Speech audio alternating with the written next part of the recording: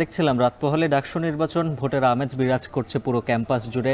সব প্রস্তুতি সম্পন্ন হয়েছে, সেই প্রস্তুতি সম্পন্নে সামিল হয়েছেন গণমাধ্যম কর্মীরাও। এবং কাল ডাকসু নির্বাচনের সবশেষ খবর সবার আগে পৌঁছে দিতে আমাদের সহকর্মীরাও থাকবে ক্যাম্পাসের বিভিন্ন প্রান্তে। নিশ্চয়ই উজ্জ্বল, আপনি যেটা বলছিলেন আসলে নির্বাচনের সব খবর এবং প্রার্থীদের প্রস্তুতি নিয়ে এই মুহূর্তে আমাদের সাথে ঢাকা বিশ্ববিদ্যালয় থেকে যুক্ত হচ্ছেন সহকর্মী আজহার লিমন, সাথে আছেন অন্যান্য সহকর্মীরা। আমরা যুক্ত হচ্ছি তাদের সাথে।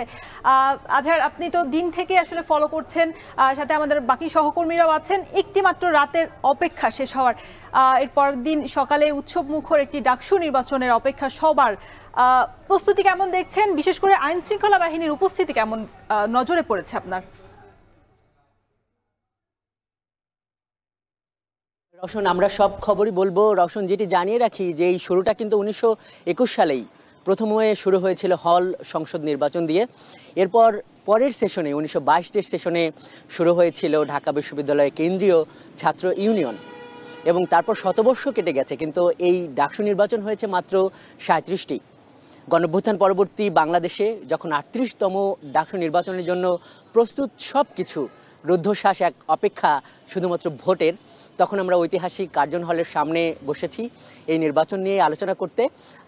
দর্শক, আপনাদের সঙ্গে আছি আমি আজহার লিমন, এবং আমার সঙ্গে যুক্ত আছেন একঝাঁক সংবাদকর্মী যারা এতদিন ধরে এই ডাকসু কভার করেছেন এবং আগামীকাল সারাদিন এই ডাকসুর খবর আপনাদের কাছে পৌঁছে দেবে। আমরা শুরুতেই যাচ্ছি আমাদের সহকর্মী সাজিদ আরাফাত আপনার কাছে। সাজিদ, এর আগে ডাকসুটা হয়েছিল 2019 সালে। তখন যে আমলটি ছিল তাদের বিরুদ্ধে একটা গণঅভ্যুত্থান হলো, এবং তারপরে সেই গণঅভ্যুত্থানের কেন্দ্র হলো এই ঢাকা বিশ্ববিদ্যালয়। সবাই একটা উৎসব মুখর এই নির্বাচনের কথা বলছে, একটা উৎসবের কথা বলছে। সেই উৎসবটা আপনার চোখে আপনি কেমন দেখলেন? নিঃসন্দেহে আপনি যে উৎসবের কথা বলছিলেন, ভোট মানেই বাংলাদেশের প্রেক্ষাপটে আমরা কিন্তু জানি যে একটা উৎসব, গণতান্ত্রিক যে পদযাত্রা, সেই গণতান্ত্রিক পদযাত্রার অন্যতম একটা উপায় হচ্ছে ভোট। এবং এই ডাকসু নির্বাচনকে বলা হয় বাংলাদেশের দ্বিতীয় সংসদ নির্বাচন খ্যাত হিসেবে। সেই জায়গা থেকে আমরা দেখছি ডাকসু নির্বাচনে এবার 48টি পদে 240-এর অধিক প্রার্থী এখানে আমরা দেখছি, তারা প্রতিদ্বন্দ্বিতা করছে বিভিন্ন দল মতো প্রার্থী, মানে কেন্দ্রীয় সংসদ, হল সংসদ সব মিলিয়ে, কেন্দ্রীয় সেন্ট্রাল মিলিয়ে। সেই জায়গা থেকে আমরা দেখছি ভিপি পদেই 45 জন লড়ছে। জি, এবং বিভিন্ন দলমত নির্বিশেষে আমরা বলছিলাম যেটি ছাত্র দলের যেমন প্রার্থী আছে, ছাত্র শিবিরের রয়েছে, বাম সংগঠনের রয়েছে, স্বতন্ত্র প্রার্থীদের রয়েছে, এবং সবার মধ্যে আমরা দেখেছি যে গত 26 আগস্ট থেকে যে আনুষ্ঠানিকভাবে যে নির্বাচনের প্রচারণা যেটি শুরু হয়েছে, সেটি আমরা বিভিন্নভাবে কাভার করেছি এই কয়েকদিনে।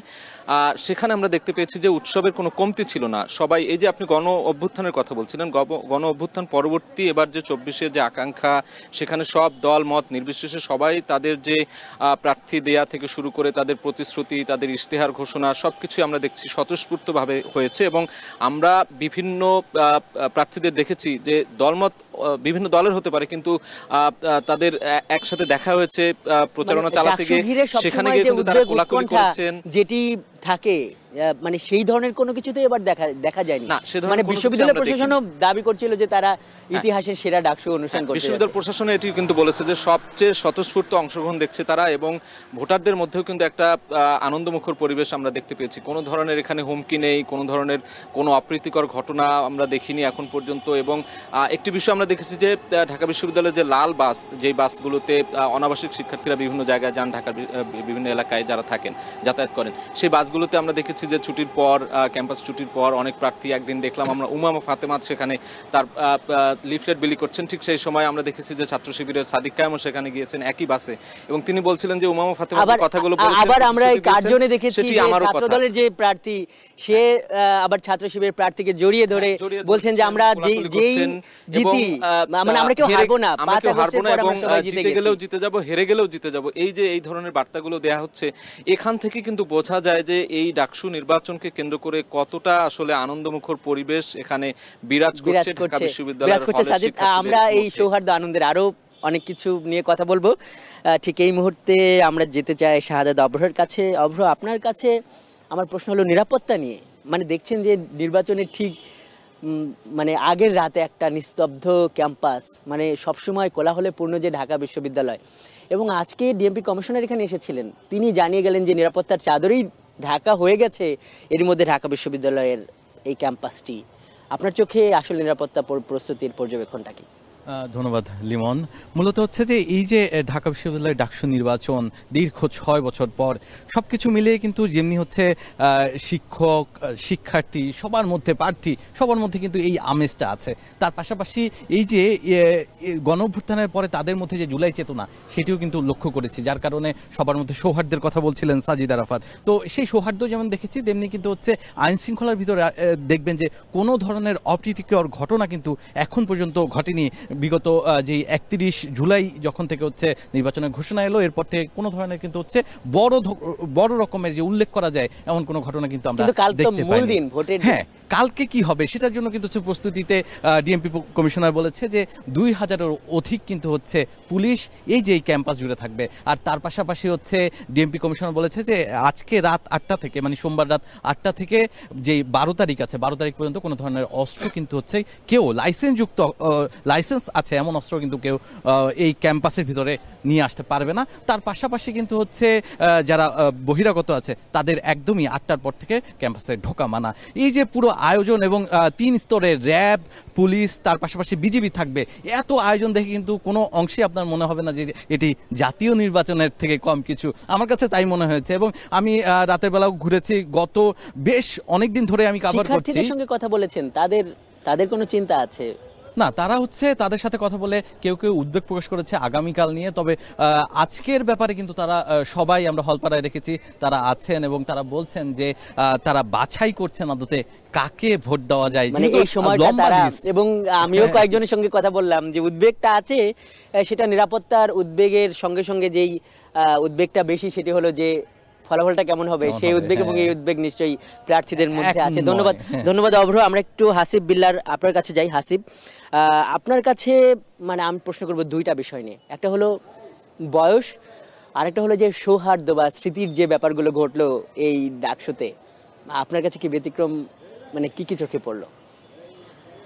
আচ্ছা, সৌহার্দ্যর ক্ষেত্রে যদি আমরা বলি যে এই যারা আজকে প্রার্থী তারা এই জুলাই আন্দোলনের যোদ্ধা একই সঙ্গে, এবং বেশিরভাগই এবং একই সঙ্গে তারা যেহেতু আওয়ামী লীগ আমলে তারা এই হলে তারা যুদ্ধ করে তারা টিকেছিল, বিশেষ করে ছাত্রলীগ আমলে, সেই অর্থে নিজেদের মধ্যেই লড়াইটা সেখানে যখন তারা বিভিন্ন নির্যাতনের শিকার হয়েছে তখন কিন্তু তারা ছাত্রলীগের বিরুদ্ধে বা ওই সময়ে তারা একই সঙ্গে আন্দোলন করেছে, এবং একই সঙ্গে সেটি জুলাই আন্দোলনেও তারা যখন একসঙ্গে আন্দোলনটা করেছে এবং তারপরে এই আবার একই সঙ্গে তারা প্রতিযোগিতা করছে।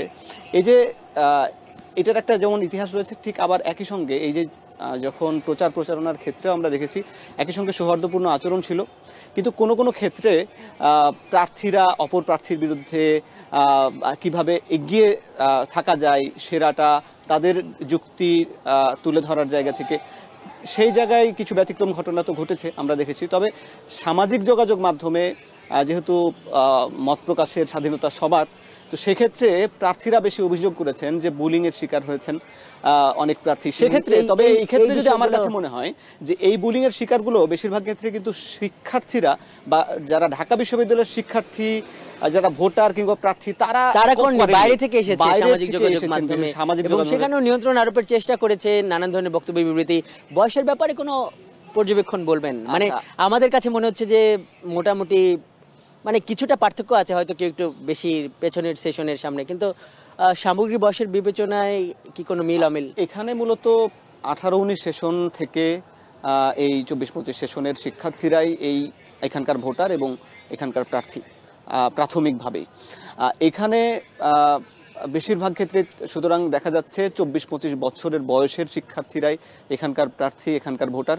সুতরাং সবাই যারা প্রার্থী তারা একে অপরের যেটি বলা হয় যে ডাকসুতে 40 বছরেও বিপি হয়েছে, মানে সেই ধরনের ঘটনা তো এইবারের ডাকসুতে নিশ্চয়ই এইবারে নেই। এবারে সবাই ডিপার্টমেন্টের সিনিয়র জুনিয়র 1-2 বছরের কম বেশি অথবা বেশিরভাগই বন্ধু তারা। কিন্তু আমি যদি একটু পিছনের ইতিহাস বলি, আপনি যেমনটি বললেন যে 1923-24 সাল থেকেই যে ডাকসু নির্বাচনের ইতিহাস, এবং ব্রিটিশ আমলে প্রায় 23 বছরে 14 বার ডাকসু ইলেকশন হয়েছে। আবার একই সঙ্গে পাকিস্তান আমলে 23 বছরে প্রায় 16 বার ডাকসু নির্বাচন হয়েছে। কিন্তু মুক্তিযুদ্ধের পর 54 বছরে মাত্র 7 বার ডাকসু নির্বাচন হয়েছে। কিন্তু সুতরাং ডাকসু তো প্রতি বছরই হবার কথা, প্রতি বছরই হবার কথা, অর্থাৎ 100 বছর হতে যাচ্ছে ডাকসু এবার 1923-24 থেকে শুরু করে এবারের যদি 24-25 ধরি তাহলে 100 বছর ইতিহাসে মাত্র 37 বার হয়েছে ডাকসু নির্বাচন। প্রতি বছরই হওয়ার কথা, কিন্তু মুক্তিযুদ্ধের পরের ইতিহাস যদি আমরা দেখি মাত্র 7 বার হয়েছে, এবং সেই 7 বারেও আপনি যেমনটি ভোটার বা প্রার্থীর বয়সের কথা বলছিলেন, সেখানে আমরা দেখেছি যে বেশিরভাগ প্রার্থীদের বয়সই কিন্তু 30-এর বেশি। বিশেষ করে যদি বলি যে আমানুল্লাহ আমান যখন লাস্ট শেষ 1990 এ ভিপি ছিলেন, আমানুল্লাহ আমান তিনি তার বয়স ছিল 37 বছর বয়স। এবং আবার আপনার কাছে আসবো, আমরা আবার আসবো এবং ইশতেহার এগুলো নিয়েও আমরা সময় পেলে আলোচনা করবো। আমরা একটু এই পর্যায়ে ফরহাদের কাছে যেতে চাই। ফরহাদ, আপনি আমাদের মধ্যে সবচেয়ে বেশি এই ডাকসুর ইভেন্টটা কভার করলেন, একদম তফসিল ঘোষণার আগের থেকে শুরু করে যেটাকে আমরা বলি প্রিভিউ স্টোরি, এরপর থেকে এই পর্যন্ত। আপনার কাছে একটা বিষয় ব্যাখ্যা চাইবো যে 40,000-এর মতো ভোটার, তারা কি করে এই 8টা ভোট কেন্দ্রে মানে ভোট দেবে? যদিও বলা হচ্ছে 810টির মতো বুথ থাকবে। বিশেষ করে আপনার কাছে জানতে চাই যে ভোট দেবার ক্ষেত্রে একজন ভোটারের মানে কি কি প্রক্রিয়ার মধ্যে দিয়ে যেতে হবে? প্রক্রিয়ার মধ্য দিয়ে যেতে হবে। আমি যদি শুরুতে একটু বলি, আপনি বলেছেন যে 40,000 প্রায় ভোটার, আমরা জানি যে 39,775 জন ভোটার কিন্তু রয়েছে, যাদের অধিকাংশ মানে একটা বড় সংখ্যক কিন্তু হচ্ছে আমরা জানি যে অনাবাসিক। তো এই যে অনাবাসিক যারা হলে থাকে না, তারা তো ভোট দিতে আসবে, সেজন্য বিশ্ববিদ্যালয় প্রশাসন কিন্তু তারা যেন বিশ্ববিদ্যালয়ে এসে সহজে ভোটটা দিতে পারেন সে কারণে কিন্তু বিভিন্ন সুবিধা রেখেছে, বাসগুলোর অতিরিক্ত সুবিধা রেখেছে, শাটল সার্ভিসের সুবিধা রেখেছে।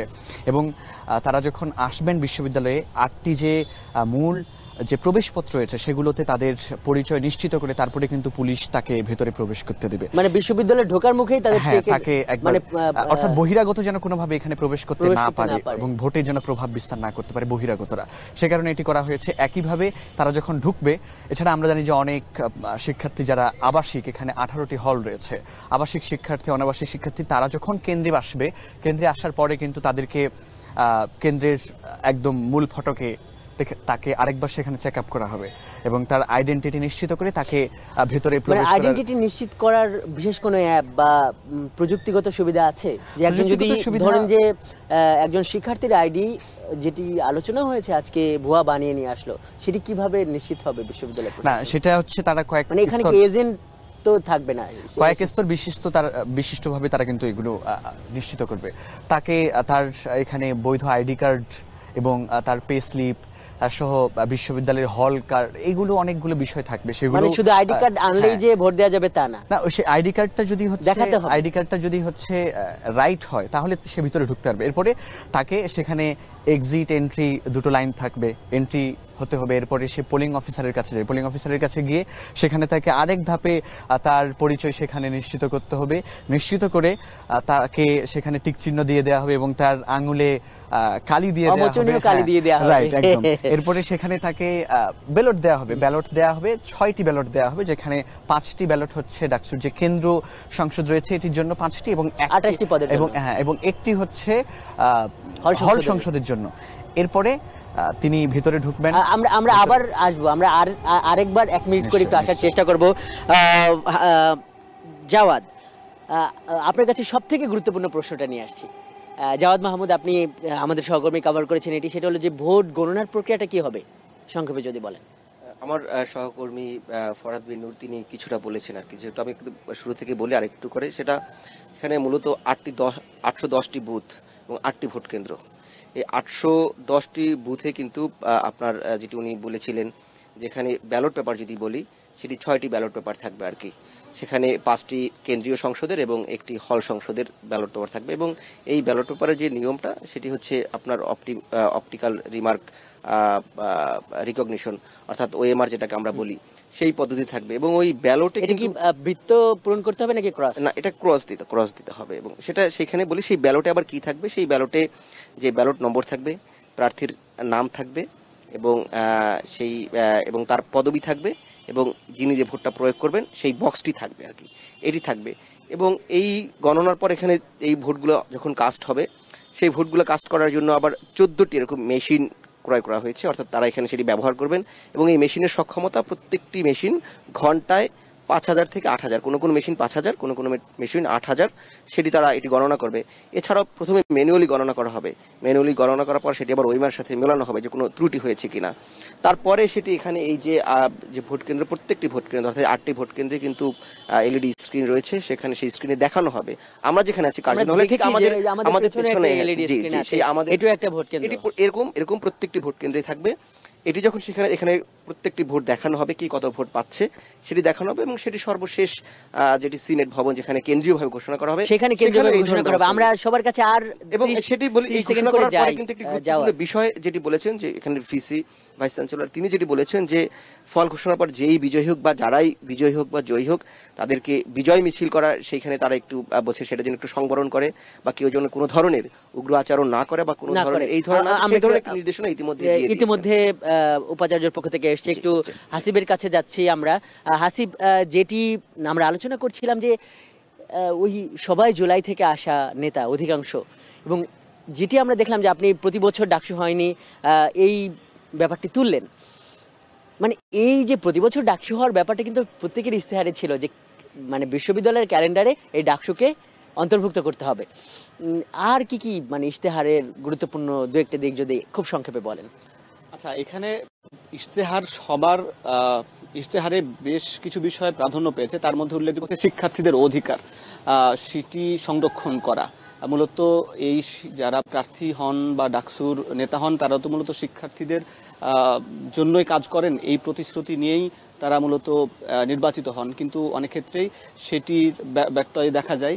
এজন্য তারা প্রতিশ্রুতি দিয়েছেন যে তারা অধিকার রক্ষা করবেন। অধিকারের মধ্যে উল্লেখযোগ্য বিষয় হচ্ছে বেশিরভাগ শিক্ষার্থী গ্রাম থেকে আসেন, এখানে থাকার জায়গাটা খুব থাকার জায়গা, এবং আর যে গুরুত্বপূর্ণ বিষয়টি নিশ্চয়ই হাসিব আপনি মানে স্বীকার করবেন সেটা হলো গেস্ট রুম গণরুম কালচার। এটা কিন্তু সবাই বলেছে গণরুম কালচার, যেহেতু থাকার সংখ্যাটাই সীমিত, যেহেতু হলে এত পর্যাপ্ত জায়গা নাই, প্রত্যেকটা ছাত্রের বা শিক্ষার্থীর জন্য একটি করে সিট ব্যবস্থা করা যদি নিশ্চিত করা যায় তাহলে হয়তো এই গেস্ট রুম গণরুম কালচারটা সেটিও হয়তো কমে যাবে, থাকবে না। হাসিব আপনার মানটাও উন্নত করার ব্যাপারে আমরা একটু অভ্রের কাছে যাই, একদম ছোট করে বলবেন অভ্র, মানে বিড়াল কিন্তু এবার প্রচারণায় বেশ গুরুত্ব পেয়েছিল, একটু বলবেন যে আসলে ঘটনাটা কি ছোট করে। আমি একটু তার আগে বলে নিতে চাই যে এই যে কেউ যদি হচ্ছে যে ধরা পড়ে যে জাল ভোট দিতে এসে বা কোনো রকম অপ্রীতির ঘটনা ঘটাতে, তাহলে কিন্তু হচ্ছে বারবার বলা হচ্ছে যে আইন নিজের হাতে না তুলে দিয়ে সব জায়গায় পুলিশ থাকবে, সব জায়গায় যেন হচ্ছে এই পুলিশের হাতে তুলে দেওয়া হয়, যেই কিনা সমস্যা করতে আসবে তাকে। আর কোনোভাবেই শিক্ষার্থীরা যেন মিছিল বা কোনো ধরনের মিটিং, কোনো ঐক্যবদ্ধভাবে কোনো ধরনের পদক্ষেপ যেন না নেয়, বরঞ্চ সকল ধরনের আইন শৃঙ্খলা বাহিনী কিন্তু থাকবে। তাই নিরাপদ ক্যাম্পাস করতে বারবার কিন্তু ভিসি স্যার বারবার আহ্বান করেছে যেন সবাই এসে ভোটটা দিয়ে তারপর তার নিজের জায়গায় চলে যায়। জি জি, ধন্যবাদ অভ্র। আমরা একটু ফরহাদ শেষবারের মতো আপনার কাছে আসি, যে যেই প্রশ্নটা অভ্রকে করেছিলাম যে বিড়াল কিন্তু এবার হঠাৎ করে প্রচারণার ক্ষেত্রে একটা বড় ভূমিকা রেখেছিল। আমরা দেখলাম যে এস এম ফরহাদ, যিনি শিবিরের সমর্থিত ঐক্যবদ্ধ শিক্ষার্থী সংসদ প্যানেলের যিনি প্রার্থী, উনি দেখলাম যে হঠাৎ করে একদিন তাদের পেজে বিড়াল নিয়ে এসে খেলছে, হ্যাঁ, এবং এটা নিয়ে নানা রকম মিমির তৈরি হচ্ছে। এবং হ্যাঁ, এরপরে দেখলাম যে এস এম ফরহাদের পরে আমরা দেখলাম যে অন্যান্য যারা প্রার্থী তারা যখন লিফলেটও বানাচ্ছে বিড়ালের আকৃতিতে বানাচ্ছে, মানে সব মিলিয়ে বিড়াল অন্যরকম একটা ভূমিকা রেখেছে এই প্রচারণায়। এবং তাদের কিন্তু এটা দাবি দেওয়া ছিল যে এই ক্যাম্পাসে শুধু যে ছাত্র শিক্ষকরা থাকেন তা না, একাডেমিক কার্যক্রম আমরা দেখেছি যে এখানে যে সমস্ত এই ধরনের প্রাণী আছে, এই ভবঘুরে কুকুর কিংবা বিড়াল, তাদের যত্নের জন্য ব্যবস্থা, কুকুর বিড়াল সহ পশু পাখি যেসব প্রাণীরা রয়েছে তাদেরও যেন নিরাপদ ক্যাম্পাস হয়, শুধু শিক্ষার্থীদের জন্য সেই ধরনের ইশতেহারও কিন্তু কেউ কেউ দিয়েছে। আমরা একটু শেষবারের মতো সাজিদ আরাফাত আপনার কাছে যেতে চাই, সেটি হলো যে এই যে আমরা একদম শেষ প্রান্তে আছি, শেষমেশ মানে এই যে সবার যে আগ্রহটা, সেই আগ্রহের সকালটা মানে আসলে মানে প্রত্যাশা কি শিক্ষার্থীদের সঙ্গে? তো আপনি কথা বলেছেন, প্রত্যাশা আসলে সবারই ইতিবাচক। আমরা অনেকগুলো আলাপ শুনছিলাম, সহকর্মী হাসিব বিল্লাহ সাইবার বুলিং এর কথা বলছিল, বিড়ালের কথা বলছিল। আসলে বিড়ালের ঘন্টায় মানে বিড়ালের গলায় ঘন্টা বাঁধবে কে, এরকম একটা প্রবাদ কিন্তু আমার মনে পড়ে গেল। সবগুলো মিলিয়েই আমি যেটা বলতে চাই যে ইতিবাচক একটা সকাল কালকে শুরু হবে, এবং সেই যে একটা নতুন বাংলাদেশ গড়ার প্রত্যয়, যেটি 24-এর গণ অভ্যুত্থান ঘটে গেল, তার পরবর্তীতে প্রথমবারের মতো এবার ডাকসু নির্বাচন হচ্ছে। সেখানে সব দল মত নির্বিশেষে সবাই অংশ নিচ্ছে, ভোটাধিকার প্রয়োগ করবে শিক্ষার্থীরা। দীর্ঘদিন পর তারা তাদের স্বার্থ সংশ্লিষ্ট যে বিষয়গুলো, যারা ইশতেহারের কথা বলছিলাম আমরা, অনেকগুলো আবাসন সংকট, পরিবহন সংকট থেকে শুরু করে গেস্ট রুম, গণরুম কালচার বিলুপ্ত থেকে শুরু করে ক্যান্টিনের খাবার মান উন্নয়ন করা, এই বিষয়গুলো শিক্ষার্থীরা মানে শুধু বক্তৃতা বিবৃতি বা ইশতেহারে নয়, যারা বাস্তবায়ন করে তাদেরকে গুরুত্ব দেবেন। সাজিদ আরাফাত, আপনাকে ধন্যবাদ। হাসিব বিল্লাহ, জাওয়াদ মাহমুদ এবং আমার সঙ্গে আরো যুক্ত ছিলেন ফরহাদ বিন নূর এবং শাহাদাত আবর।